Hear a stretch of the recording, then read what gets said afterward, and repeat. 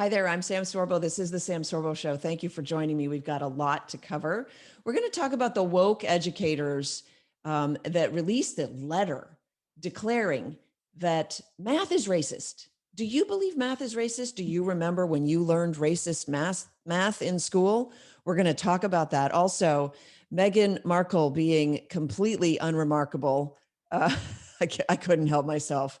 I have to touch on that, but I won't spend too long on it because I don't think it's worth parking on it. And then I'm going to talk about face masks. I have something that I have to get off my face, off my chest with you guys. So without further ado, let's begin. I did pass 1,000 subscribers, which is kind of fun. You can subscribe if you go down below and take a look, and that would be helpful because apparently 1,000 is a milestone, but I need tens of thousands more subscribers. I will be doing a mailbag today. It's right over there, and I can't wait to get to that. But let's talk about this letter that was released that declared that objective math is actually a form of white supremacy. For you to say that 2 + 2 is 4, how dare you? So this is off of Aloha News, actually, which is kind of Alpha News. Mandatory teaching standards that focus on critical theory and identity politics to the detriment of liberalism and individualism are working their way through state legislatures. So math education itself is now being deemed racist. There's a group of educators, they just released this document calling for a transformation of math education that focuses on dismantling white supremacy in math classrooms by visibilizing the toxic characteristics of white supremacy culture with respect to math. Guys, Common Core wasn't enough. They are out to destroy. Now, as a math person, which I am, I'm a math person. That's my first love. I am incensed and just so aggravated about this idea that they can get their claws into math, which they did with Common Core. Now, with Common Core, really what they did was they changed the way that we taught math. And by changing the way we taught math, they made it less accessible to the student. That's not what they're doing here. What they're doing here is saying, how dare you math? You can't have math. Why is that? Because math is truth. Math is logic. So I was saying that by destroying math, they were destroying logic, which would make it more difficult for young people to think, or at least more challenging for them to think properly. But now they're really going after just the idea that there can be truth. That's really what this is. And I say that because, I just went through a kind of a phase, I guess, with my daughter. And my daughter is an artist, and she learns things by, she doesn't like things that have only one answer. She finds it too limiting because she's an artist, right? I suppose that makes sense. Doesn't make sense to me, but makes sense to her. Her room's a mess. She likes it that way. She likes things to be nebulous, cloudy. Math is the opposite of that. And so she always struggled with math. I liked math specifically for that reason. I didn't like writing when I was in school because writing, there was always 8 different answers that were equally valid, basically. And that always bothered me because I never felt like I knew if I was right or not. if they can achieve the destruction of math, then they will destroy, their ultimate goal is to destroy truth. In fact, that's why I wrote my book. Where is it? There it is. Words for Warriors. Look, I can sort of hold it on my hand. For you radio people, you can't see that, but I'm just having fun with the video. Uh, so that's why I wrote my book. My book deals with truth and the fact that the leftists hate truth because they hate God, because God is truth. In fact, Jesus was asked by Pilate, "Why are you here?" And Jesus said, "I come to testify to the truth. I come to show truth. I am the truth," he said. And so they hate that so much that they're waging war on it. So these prominent university professors spoke out against the new woke math education recommendation. Luckily, there's a Princeton mathematics professor wrote a guest post on the topic at Barry Weiss's website. He says attempts to deconstruct mathematics, deny its objectivity, accuse it of racial bias, and infuse it with political ideology have become more and more common, perhaps even at your child's elementary school. And then he warned that in the current classroom, the dogma is dangerous. He said, when it comes to education, I believe the woke ideology is even more harmful than old-fashioned communism. Well, I would say they're one and the same. Old-fashioned communism also sought to deny truth. If you've ever read Hang Nor, who was an Oscar-winning actor for The Killing Fields and a survivor of the Cambodian cleansing, the Khmer Rouge, he wrote his memoir, and he talked about how he was not allowed on penalty of death, really. He was never allowed to admit that he was that he had been a doctor. If he had told them that he was a doctor, they would have killed him, because the Khmer Rouge was out to purge any people who had education, because education was threatening to them. Guys, we have to understand it doesn't stop here. I want to talk about this other article that that came up. And in fact, Ben Shapiro talked about it, and I just talked about it on his show. Let me fix my camera a little bit. The Miseducation of America's Elites. This is off of City Journal, also written by Barry Weiss.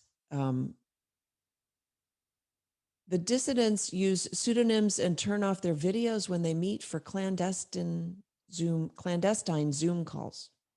Okay. She's talking about these parents who meet clandestinely to discuss the terrible state of affairs at their children's schools, for which they are paying $40,000 and $50,000 a year. Grade school, high school, $40,000, $50,000 a year. And they are paying for the schools to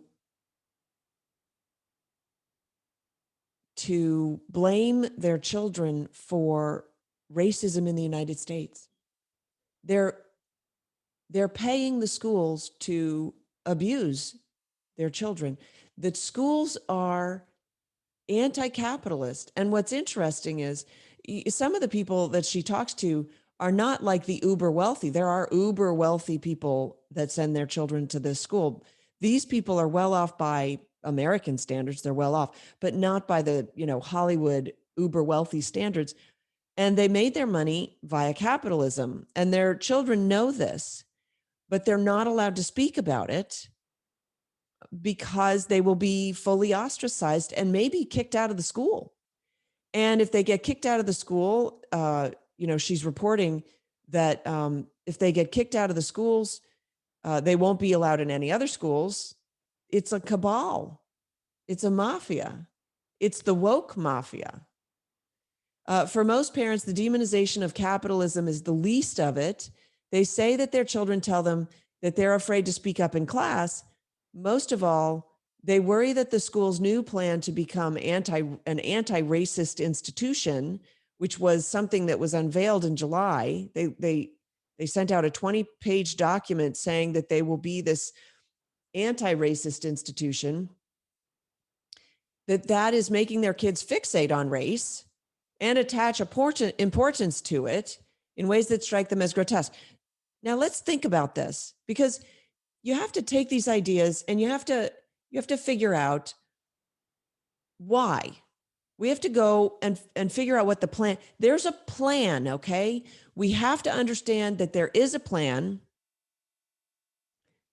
and we have to figure out what it is in an effort to combat it. Okay? And the plan seems to be, okay, this is me speculating, but by making the children focus on race and making them understand that they are inherently racist based on the color of their skin, they are fomenting, right? They're fomenting hatred. And it's racial hatred. And therefore, they're fomenting racism. They're actually accomplishing the opposite of what they say they are trying to accomplish. And this is actually typical of the left. Antifa, supposedly anti-fascist, they are the worst fascists. So why are we expecting anything different with anything else that the left does? They live in opposite land, I guess. So it goes on. One of the parents says that he grew up here, and he understands that the school did struggle through some diversity issues, and that they've tried to make reparations for that, and he supports that. It's a great effort. Let's bring more minority voices in. That's not a problem. Into the curriculum too, absolutely not a problem. Although these days I would say be careful, because those minority voices have a specific agenda, and it is not the agenda that they are broadcasting. That's what we have to understand. So it says here, what he has a problem with is a movement that tells children that America is a bad country and that they bear collective racial guilt. Well, obviously, that's child abuse. To saddle a child with past generations' guilt is absurd. It's an absurdity. So they're meeting. So these parents are meeting in the backyard of one of the houses, and it says here, the parents in the backyard say that for every one of them, there are many more too afraid to speak up. And this is where I have a problem, right? One mother said, I've talked to at least 5 couples who say, I get it. I think the way you do. I just don't want the controversy right now. Do you think it's going to get better? Do you think somehow this will all blow over at some point? Meh. I got to tell you, that's not going to happen. When the left seizes power, they continue to seize power. They are a cancer. That's what this is. They are all eager for their story to be told, but not one single one would let the author use their names. They worry about losing their jobs or hurting their children if their opposition to the ideology were known. The school can ask you to leave for any reason, said one mother at Brentwood, another Los Angeles prep school. Then you'll be blacklisted from all the private schools and you'll be known as a racist, which is worse than being called a murderer. Isn't that interesting? And I think she's probably right. One private school parent born in a communist nation tells me, I came to this country escaping the very same fear of retaliation that now my own child fears. There was another one who joked, hey, we need to feed our families. Oh, and pay $50,000 a year to have our children get indoctrinated. A teacher in New York City put it most concisely, to speak against this is to put all of your moral capital at risk. So what are they doing about it? Are they so pathetic that they're not willing to do anything about it? They're just going to take the abuse? To what end? Do they not understand that college is no longer the be all and end all? And then it goes on that the kids are scared of the other kids. So the kids won't even speak truth. So you're actually, when you send your child into this arena, you're hamstringing him. You're training him to be a coward. Because after years of suffering at the hands of the woke elites who run these institutions, after years of practicing being quiet, being muzzled, not speaking your mind, not trying your ideas with people, what do you suppose that does to the psyche of a young person trained at the young age to not engage, to cower in the closet? Seriously. I mean, I'm asking, what do you think? Why are you parents so set on this future for your children? I don't know. I think that these kids are going to have a lot of, I hope some of them are going to go into psychology, because a lot of them are going to need some good psychiatrists and some psychologists. There was one boy who begged his parent not to talk to the article writer. He wants to go to a great university, and he told me that one bad statement from me will ruin us. No pressure, by the way, on these kids. This is, she had finished, this is the United States of America. Are you freaking kidding me? Well, yeah, you're the one who's not giving your name. So the writer goes on and says, these are America's elites, the families who can afford to pay some $50,000 a year for their children to be groomed for the eating clubs of Princeton and the secret societies of Yale. The glide path to becoming masters of the universe. The ideas and values instilled in them influence the rest of us. Yeah, well, not me and not my kids. And this is why I homeschool. That's what I'll say, because this is just an outrage, honestly.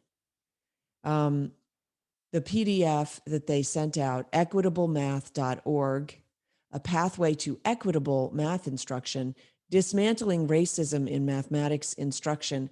I'm not going to be able to read this to you because it's absurd. Okay. But this is a tool that this is a PDF that they sent out to give to teachers. And it says this tool provides teachers an opportunity to examine their actions, beliefs, and values around teaching mathematics.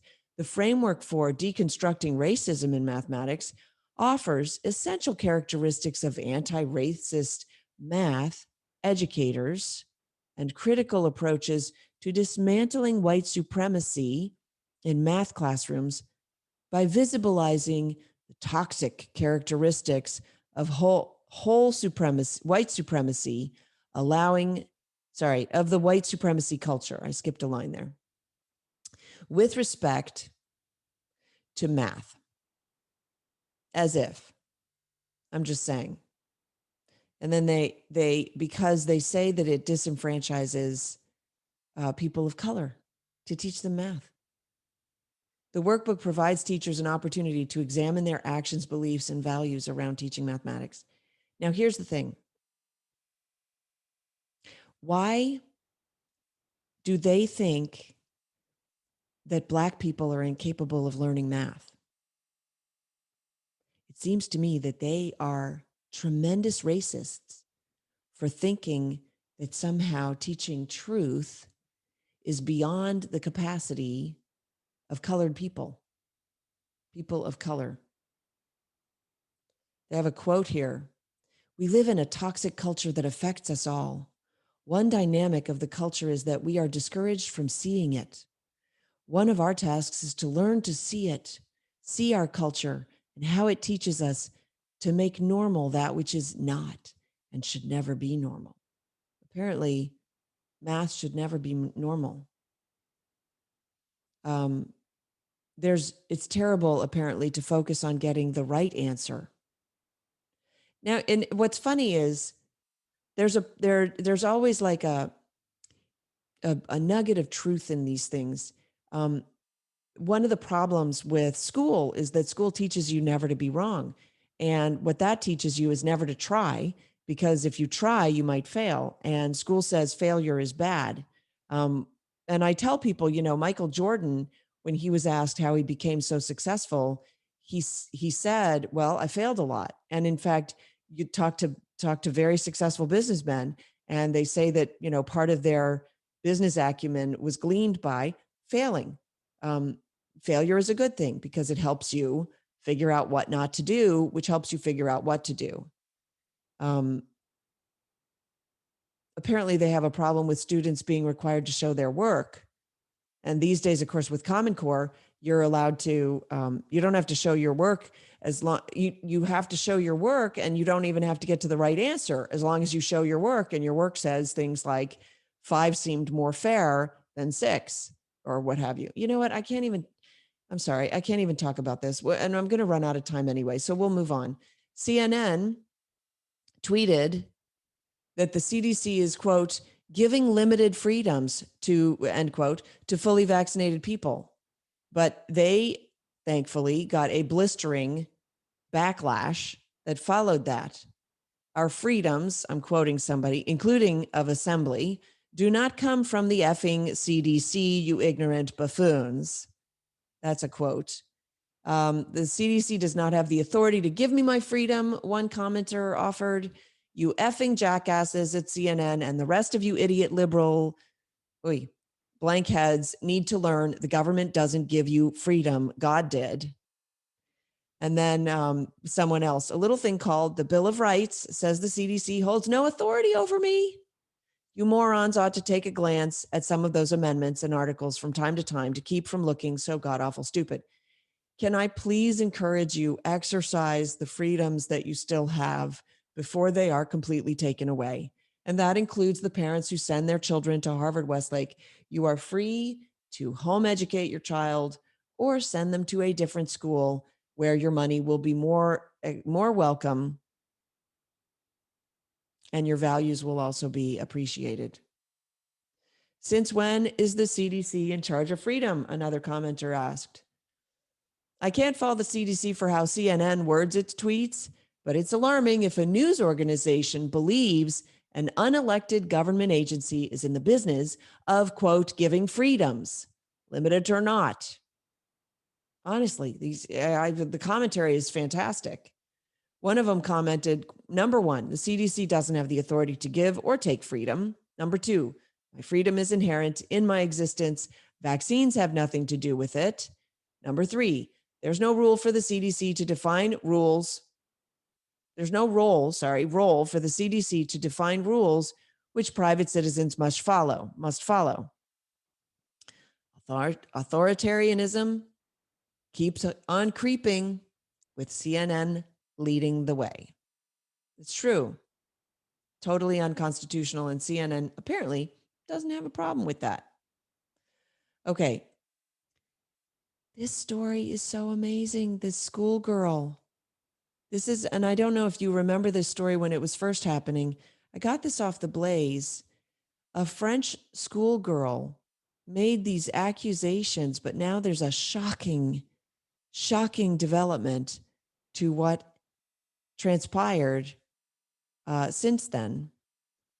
This case stunned France last year. There was a schoolgirl who said that her history teacher, she was 13 years old.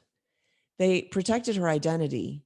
She repeatedly told her father that the school teacher, a history teacher, showed degrading images of the Muslim prophet Muhammad in his class. After learning of this alleged behavior, the student's father filed a legal complaint against the teacher and launched an internet campaign as well. He slammed the teacher in Facebook, on YouTube, video uploads, and claimed that the teacher showed cartoons of Muhammad with his genitals exposed. You think there would be like a photo from the class or other classmates that might come out. The campaign, of course, it set off a firestorm, especially in France, where there is a very large Muslim population. And so the Muslim world fomented widespread anger towards this professor. He was murdered a mere 10 days after the accusations were first made. And then, in addition to the murder, the accusation also sparked violent riots across the country that led to the deaths of at least 3 other people. But now, almost a year later, the girl has reportedly confessed to police. She lied. This is the Salem witch trials, folks. The girl's lawyer, Mabeko Tabula, confirmed on Monday that her client was not even in attendance at the class during which she alleged the incident took place. Did nobody do any research on this? Well, I suppose when you have the availability of Facebook and YouTube to wage a defamation campaign against a teacher, you can say whatever you want. Facebook apparently didn't have a problem with it. I wonder if they're going to try to hold Facebook accountable now. I might be wondering that for a while. The lawyer tried to justify this 13-year-old girl's act. And mind you, she's 13 years old. So she's not really in her right mind. But this whole believe the accuser when it suits you. Anyway, the lawyer said she lied because she felt trapped in a spiral because her classmates had asked her to be a spokesperson. What? According to the French newspaper, Le Parisien, the girl lied to her father to keep him from knowing that she had been suspended by the school for cutting class. She would not have dared to confess to her father the real reasons for her exclusion shortly before the tragedy, which was in fact linked to her bad behavior. And according to the BBC, shortly after the murder of the teacher, prosecutors alleged that there was a direct causal link between the online hate campaign against the teacher and his eventual murder. And now the 13-year-old has been charged with slander and her father with being complicit in a terrorist killing. Though the lawyer argues the girl should be protected and her father blamed for excessive and disproportionate behavior. The perpetrator was tracked down by police and shot dead as he attempted to flee the scene. The French government characterized the incident as an Islamic terrorist attack. Well, there's that. So lucky for that. But this story is just somebody lost his life. 4 people lost their lives because this 13-year-old was believed by her father and he took action for which what's interesting is Christianity is a religion that teaches to forgive. It teaches to turn the other cheek. And here we have the direct opposite of that. I thought that was important. I thought I'd point that out. Okay. Great. We got through that. So Meghan Markle, the Unremarkable Markle. I'm sure you saw Oprah Winfrey did that fantastic interview in which she asked absolutely no substantial follow-up questions, let's say, and simply allowed Markle, who has done nothing of note in her short life except to marry well. And for some reason, that gets her great renown and, and money and notoriety and a fabulous life. And oh, by the way, don't criticize me and my fabulous life. And she went after Pierce Morgan as well, because he came out and he said, and now he's been fired because he said, you know what, I don't really believe anything that that girl says. I struggle with it all, but not anything specific. He just said that he struggled to believe her. But apparently, Don Lemon came out and said she checks all the boxes. She's a person of color. She's female. We simply have to believe, and she's woke. So we simply have to believe everything she says. There's absolutely no reason to do any kind of research on whether what she's saying is true or not. We will simply believe everything she says. She cast terrible aspersions against the royal family, and she wonders why they aren't so accepting of her. I think it's very obvious why they might have been suspicious of her from the beginning. She's destroyed Harry. I mean, it's crazy what she's been able to accomplish, and yet the woke mafia, the woke media mafia, the woke mafia media is entirely in support of her. It seems. It certainly seems. Well, the wokesters are, right? It's crazy. Now, I specifically didn't watch the whole interview because I just have so little interest in her, frankly. You can sort of see what she is from a mile away. And I think it's just a disaster what she's managed to accomplish, frankly. I don't even know what to say about it. So I wasn't even going to comment, but I had to at least point out how incredibly unremarkable she is. She's pretty, and she never had much of a career, and she got into line to marry a prince. And apparently, she was friendly with Pierce Morgan until she became until she got in line to marry the prince, and then she ghosted him, or maybe I'm not using that word properly. Anyway, she abandoned him and she basically refused to speak to him anymore. Do you know people like that? They use you and then they're done with you. And I think that can, now this is purely conjecture and I shouldn't engage in this, but it seems like she's willing to engage in it. So maybe I should be willing to engage in it.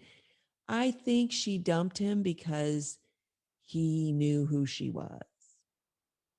And the reason he got fired is because she waged a campaign against him for saying anything negative about her. So he's a commenter, but he's not allowed to say his comments unless they align with a certain ideology. Isn't that amazing?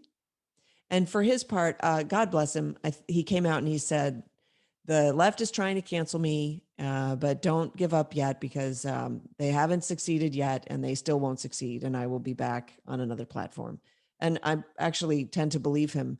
We don't see eye to eye on many things, but I'm willing to engage in somebody who is willing to at least try to be intellectually honest. And I think that's really what's missing in our discourse today. So Don Lemon came out and said, I haven't done any research on anything that she said, but it just, on the face of it, it's so believable. I think we just have to believe it because it's just so believable, which is absurd. Because if that were the case, then it is so believable that God created the universe that we just have to take it on face value. I mean, it's so believable. Why don't you believe in God? You must be an idiot, because it's so self-evident, right? By the way, there's plenty of scientific proof for the existence of God. So, okay. Somebody sent this to me. I don't know where they got it, but I thought this quote was really interesting. Years ago, the Arabians discovered that forcing people to cover their nose and mouths broke their will individually and depersonalized them, which made them feel vulnerable and, more importantly, submissive. It isolates you. It's a barrier for you to communicate. Modern psychology explains that without a face, we don't exist as independent beings. Face coverings and masks are an ancient tool to break people down psychologically. And that's why, even if you get the vaccine, they are saying you probably should still wear a mask. So the argument is being made with this post that they're, one, trying to delete and take away our individuality, and two, they're trying to smuggle in communism and socialism as a dictatorship. And I would have to say, I tend to agree with that. I'm done with masks. I want to bring up, and I'm going to bring this person on the show, not this show, but maybe the next one. I met somebody who has a store in Naples, Florida. Shoot, and the name just escaped me, but it's a food store, like an organic farm. I think it's called Oaks Farms or something like that. And they have never worn masks. He just simply refused. He never required a customer to wear a mask. He never required his employees to wear a mask. In fact, he never wore a mask until he was doing he was helping a political candidate. I'll let you figure out who it might have been. And they asked him to put at least a scarf over his face. And so, because of the appearances or whatever, he did one time. He also doesn't fly. But I look at that and I go, okay, so that's our standard. And I will bring him on the show, because we ought to be supporting businesses that that leave the herd, that separate themselves, that hold themselves out for individuality and for freedom. And that's one way that we can help fight back. So, people are often asking me, especially because of my book, Words for Warriors, well, how can people fight back? What can they do? And I just want to tell you, there are plenty of ways for you to engage. One of them is, don't put a mask on until you are asked to put a mask on. It's that simple. It's that simple. You might not be asked. That happens to me all the time. They've stopped asking. A lot of places have just stopped asking. And the places that do, I went into Office Depot 2 days ago. And I always have my mask in my purse, because sometimes I need to get the thing done. And restaurants here absolutely require it, and they will be fined or what have you by the county or whatever. And so, yeah, and I'm hungry and I want to eat. So yeah, got to do what I got to do, right? But there are little ways that you can fight back. One of them is, so I went into Home Depot. Let me finish that story. Went into Home Depot, had my mask in my purse. Guy standing right there with a mask on. Ma'am, do you have a mask? I said, yes. I said it very friendly. I said, yes, I do. Thank you. And then I reached into my purse, walked past him, and never took it out. Is that rude? See, the thing is that my religion doesn't believe in masks. Your religion maybe believes in masks. So you can have that religious belief. I'm not infringing upon your religious belief. And if you think that I pose a threat to you, I pose a danger, keep your distance, because we also know that social distancing works. So don't come near me. Okay. And by the way, there was nobody in the store, so no one came near me the whole time I was there. I got to the checkout. There's plexiglass and the guy behind the counter wearing a mask. He didn't ask me to wear a mask, thankfully. Um, if he had, possibly at checkout, I would have just put the mask on. But he didn't. So I didn't. So I want to encourage you. There are opportunities for you to exert your independence and your free will. And I want you to do that because the mask is training you to be submissive. It's training, more importantly, it's training all of our children. Okay. Sorry. They're training our children in our schools to be submissive. Wow, that just crept up on me. Sorry about that.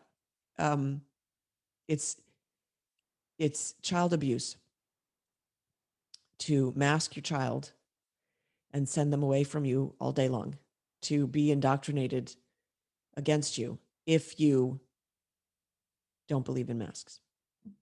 It's that simple. Why would you do that to your child? Please don't do that to your child. I don't care about education anymore. Education can happen at any age. What's happening in our schools is the uneducation of our children. We're teaching them to not learn. We're teaching them to not think. We're training them to be submissive, to not question, to not think, to not learn, to become robots. That's what we're training them to do in school. Okay.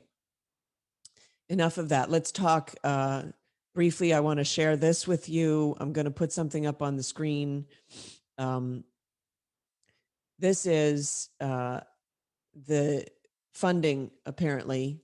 This came across on email. And this is where all the money's going for the $1.9 trillion that the government is printing, mind you. They're just printing money. And yes, I know Trump did it too. I don't need to hear that from you. I know. I disagree with all of it, every last bit of it. And by the way, there's an enormous ruse that's happening where they are just funneling money from states to fund unions, and we're not seeing a penny of it. And they just keep borrowing more and more. And that's why our states are next to going, very close to going bankrupt. And the only way out of it is to keep the economy growing. And what are they doing? They're shutting down the economy. So here I'm going to read some of this off to you folks who are listening on radio, and God bless you for listening on radio, but please do go subscribe on my YouTube page because your subscriptions help me get the word out. By the way, I am planning some big changes for Sorbo Family Film Studios and the YouTube page, and lots of stuff that's coming down the pike. So if you would, you can go to Sorbo Family Film Studios and sign up for our newsletter. There's a lot more that's happening. Very excited about some of the new developments in technology for the freedom-loving people. Let's just say that. $42.6 billion is going to California. 17.6 billion is going to Florida. 27.6 billion is going to Texas, but New York's getting 23.8. Why is California getting so much more than any other state? Anyway, it turns out that the blue states are getting a lot more than the red states. Just saying. So that was fun. Okay, stop sharing that now. Let's go back to what I wanted to talk about finally. Oh, mail. I'm going to do some mail. And I left it over here. I feel like Marco Rubio leaning off camera to grab something's terrible. I do have a couple of different things to share with you. So let's get going. Sam, get going. Oh, because I am running out of time. From my mailbag. Hello, just wanted to say I bought your book and wanted to share some things that have happened in my life real quick. 20-year-old Canadian who was indoctrinated in school, got sick of all the lies, and went on a search for truth. God bless him. For a while in my teens, I thought my mom was a conspiracy theorist because of how I was taught to think in schools. But the more she explained to me what was going on, the more it made sense. So there's hope, folks. Have conversations with your kids. And I understand what's going on now. And I thank her for explaining to me. Yes, you bought my book. Thank you for doing that. And one day, going to raise kids, he wants to educate himself more on seeing through the bad things that are happening in school. He understands now that so much of what he heard in school was wrong. Now, here's the good news. He loves his mother because she talks some sense into him. Your kids these days, you have so much more knowledge at your fingertips. Do you think that they're going to appreciate you and forgive you for sending them into that cesspool that we call our public schools? You're going to be backtracking a lot. I know they say it's better to ask for forgiveness than to ask for permission, but you don't need permission and you will need forgiveness. So just don't do it. And then you won't need to ask for forgiveness. Here's another one. I want to thank you for writing Words for Warriors. The book is a real treasure. My wife and I are enjoying it. It's become a helpful reference work in our discussions with others. Thank you so much. This is exactly what I wanted it to do for people. In today's culture, it's a true blessing to have, that's very nice. Thank you for saying that. Okay. I started homeschooling this year and have discovered your channel recently. You are tremendously helpful and supportive. Thank you so much. Yes, if you want to homeschool, please tune into my channel on YouTube. I've got a ton of videos up there. They are meant to encourage you. And I do answer questions if you want to email me. This one, please come back to a regular radio program. Miss hearing you and your faith and wisdom. God bless you and your family. Thank you so much. And then this one, I did the Eric Metaxas show for the book. I was so grateful. He had me on for a nice long interview, and I was really blessed by Eric. He's got such a great sense of humor, and we did have a lot of fun. And this person was listening to the show and wrote Eric, and they sent it to me. You were interviewing a woman by the name of Sam. She made a remark about someone's behavior resembling the behavior of a drunken sailor. And then you repeated the same epithet. I must tell you that you and your guest's remarks deeply cracked me up. I was in the USAF for 4 years, 67 to 71, spent 3 of them in England. I would tell you what I did, but then I'd have to, regarding that remark, I have a sense of humor. I'm not a victim of anything. The worst thing I complain about is crappy programming on cable. Love that. And then he goes on to say he agrees about homeschooling and wishes that he did it. Take it from people who understand and have been through this. They wish they had. You don't want to be the person who is saying 10 years from now, I wish I had listened to Sam and homeschooled my children. Facebook sent an email to my husband. You're not allowed to reply to it. They sent this February 11th. So this is after they canceled him. Your account is scheduled for permanent deletion. Facebook will start deleting your account in 30 days. After March 13th, you won't be able to access the account. So they sent after the fact, they sent the notification that they were going to delete his account. So that they can apologize later and say, that was a mix-up. That should have gone out earlier. They are CYAing right now. Facebook is. To cancel the deletion of your account and retrieve any of the content or information you have added, go to Facebook. And then, of course, it has the link to go to Facebook. And the link is inoperable because it's too late. We warned you after the fact. They play such games. They really do.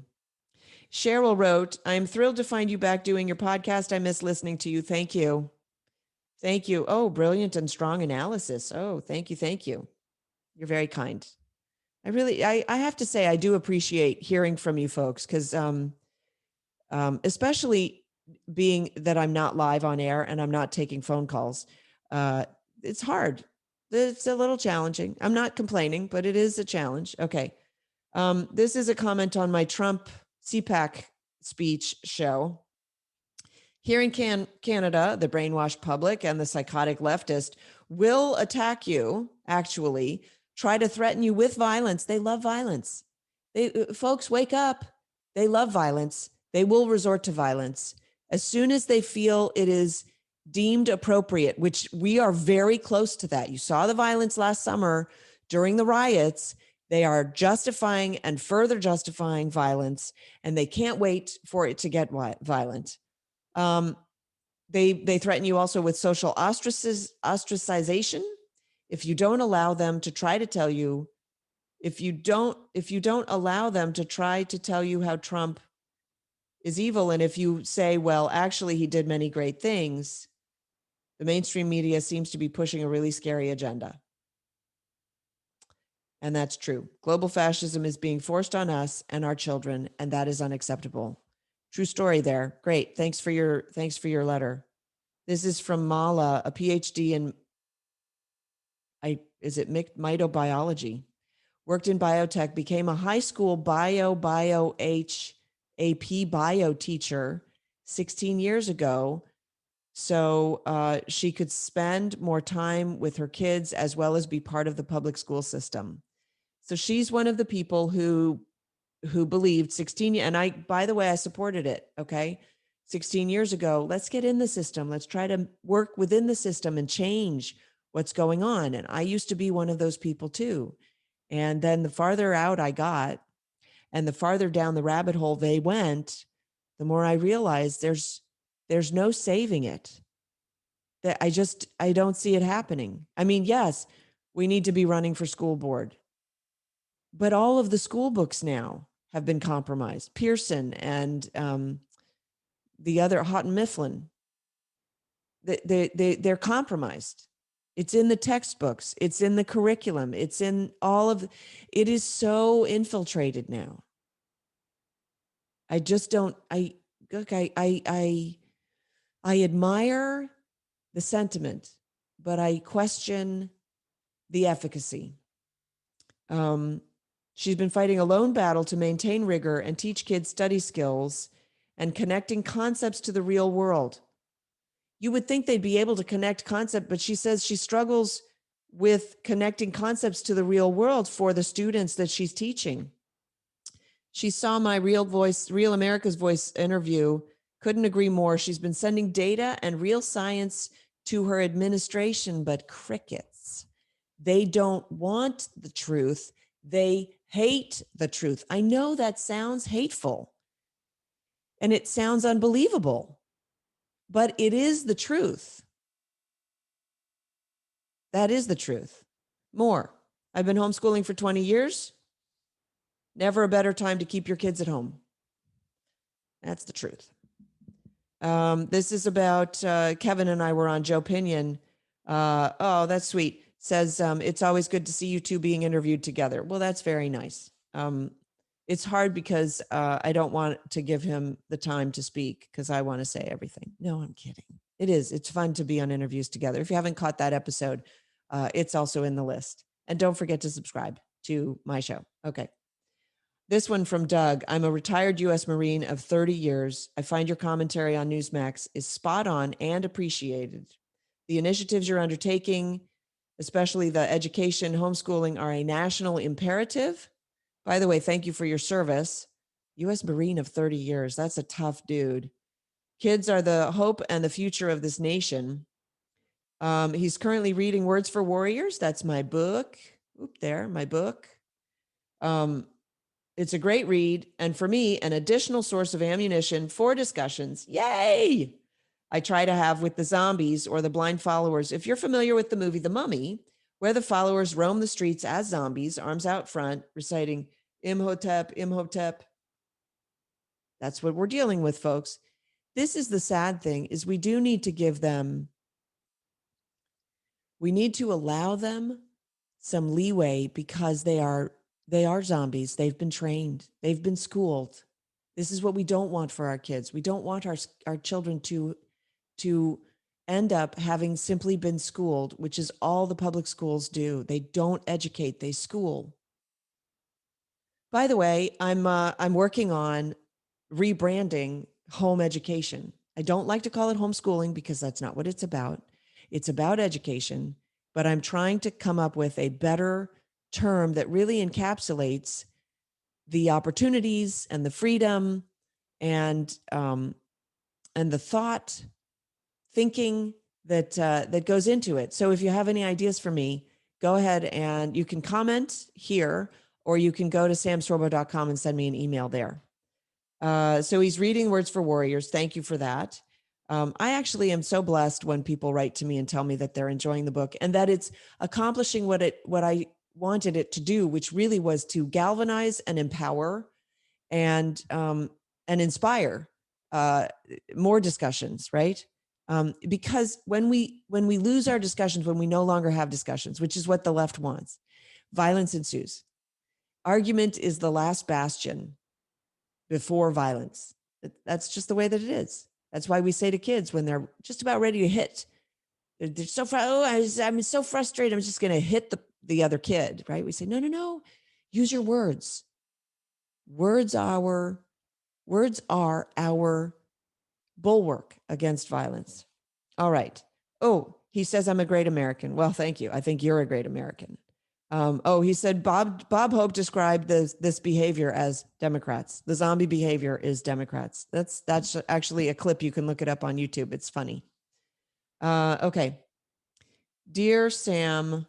Oh, this is a young person in college who is afraid of talking about any of this stuff. And they're asking me for advice. My advice is talk about it. Do not submit to the mob mentality. Do not submit to the woke crowd. And yes, suffer the consequences, but you will be a happier person having done that and not sacrificed your morals, your principles, your values, your virtue. You will be a happier, better person than if you succumb, which is what they want you to do. They want you to succumb. That's what they're training our children to do, and be compromised for the rest of your life, and then live in this kind of state of regret, right? That's what they want, because that's crippling. Lastly, if you teach the Hollywood fish how to swim, then maybe more would jump out of the Hollywood boat and swim away. I wish that would be the case. I don't have a lot of faith that would be the case. I think if you show the fish how to swim, you might inspire some fish to swim away. And with that, that's the end of my show. Thank you so much for listening. Please do go pick up a copy of the book, Words for Warriors. It's available at my website. I will sign it to you. I just had somebody write me, email me from my website and say, I just bought a copy of your book. I wish that I could have gotten it signed. And they obviously bought it on Amazon or Barnes & Noble, right? Go to samsorbo.com. I'll sign it to whoever you want. So if you want to get one for a friend, and I encourage you to do so, please do. All right, I'm signing off for this time. This is Sam Sorbo, The Sam Sorbo Show. Thanks so much for listening and watching on YouTube. And thanks for subscribing. Bye.